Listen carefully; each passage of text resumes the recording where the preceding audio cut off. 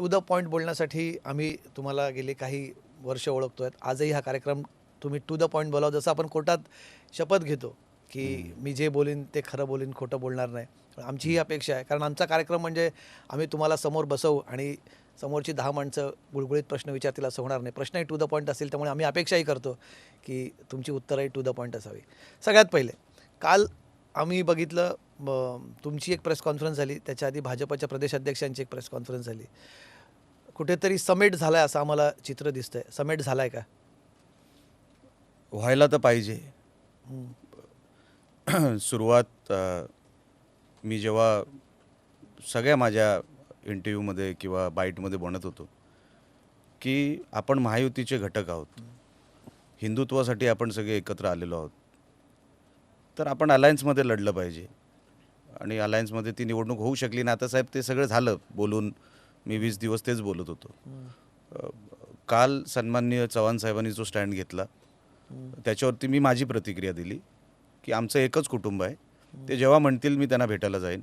ते माझ्या मोठ्या भावाप्रमाणे आहेत.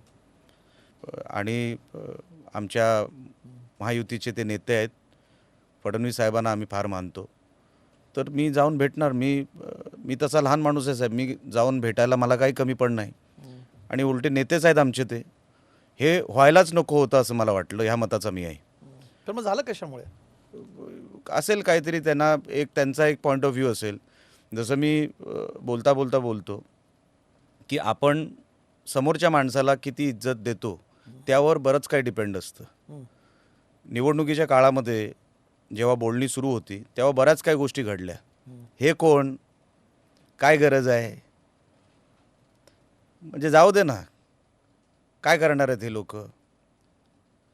तर मला असं वाटलं की लेट्स हे गिव्ह कोण देम. बोलत होतं? हे स्थानिक पातळीवरती बोलायचं? नाही नाही नाही नाही नाही बघा साहेब, जेव्हा अलायन्सची बोलणी होते ना तेव्हा चव्हाण साहेब हे जिल्ह्यामध्ये किती सक्रिय आहे हे मला माहिती आहे ना. मी त्यांच्याबरोबर काम केलेलं आहे 5 वर्ष. BJPमध्ये होतो मी. तर जेव्हा चव्हाण साहेब एक स्टँड घेतात, खालच्यांना काय अधिकार असतो, त्यांचा काय से असतो. एकदा चव्हाण साहेबांनी ठरवलं अलायन्स करायची नाही तर करायची नाही. मग कोण त्यांना क्रॉस करणार आहे? कोणाची हिंमत आहे तेवढी?